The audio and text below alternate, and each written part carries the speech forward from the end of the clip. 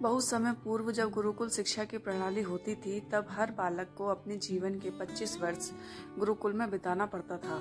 उस समय एक प्रचंड पंडित राधेगुप्त हुआ करते थे, जिनका गुरुकुल बहुत प्रसिद्ध था, जहाँ दूर दूर के राज्य के शिष्य शिक्षा प्राप्त करने आया करते थे। बात उन दिनों की है जब राधेगुप्त की उम्र ढलने लगी थी और उनकी पत्नी का देहांत हो चुका था। घर में विवाह योग्य एक कन्या थी। राधेगुप्त को हर समय उसकी चिंता सताती रहती थी। वह उसका विवाह एक योग्य व्यक्ति से करना चाहते थे, जिसके पास संपत्ति भले ना हो, पर वह कर्मठ हो, जो किसी भी परिस्थिति में उसकी बेटी को खुश रखे और उचित समय पर उचित निर्णय ले सके। एक दिन उनके मस्तिष्क में एक ख्याल आया और उन्होंने इस परेशानी का हल सोचा कि क्यों ना वो अपने खुद के शिष्यों में से ही योग्य वर की तलाश करें। उनसे बेहतर उनकी बेटी के लिए और क्या हो सकता है। इस कार्य के लिए उन्होंने बुद्धिमान की परीक्षा लेने का निर्णय लिया और सभी शिष्यों को एकत्र किया। राधेगुप्त ने सभी से कहा कि वे एक परीक्षा आयोजित करना चाहते हैं, जिसमें सभी की बुद्धिमानी का परिचय होगा। उन्होंने सभी से कहा कि उन्हें अपनी पुत्री की विवाह की चिंता है, जिसके लिए उनके पास पर्याप्त धन नहीं है। इसीलिए वे चाहते हैं कि उनके शिष्य विवाह में लगने वाली सभी सामग्री कैसे भी करके एकत्र करें। भले उसके लिए उन्हें चोरी का रास्ता चुनना पड़े, लेकिन उन्हें चोरी करता कोई भी ना देख सके। इसी एक शर्त का पालन सभी को करना है।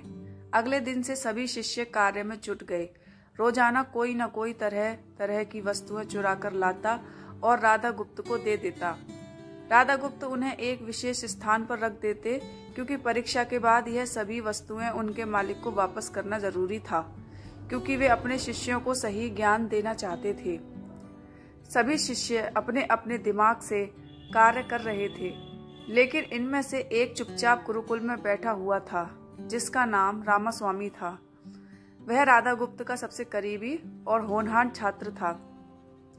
उसे ऐसे बैठा देख राधागुप्त ने इसका कारण पूछा। तब रामास्वामी ने बताया कि आपने परीक्षा की शर्त के रूप में कहा था कि चोरी करते वक्त इसे कोई न देख सके। इस प्रकार अगर हम अकेले में भी चोरी करते हैं, तब भी हमारी अंतरात्मा उसे देख रही है। हम खुद से उसे नहीं छिपा सकते। इसका अर्थ यही है कि चोरी करना व्यर्थ है।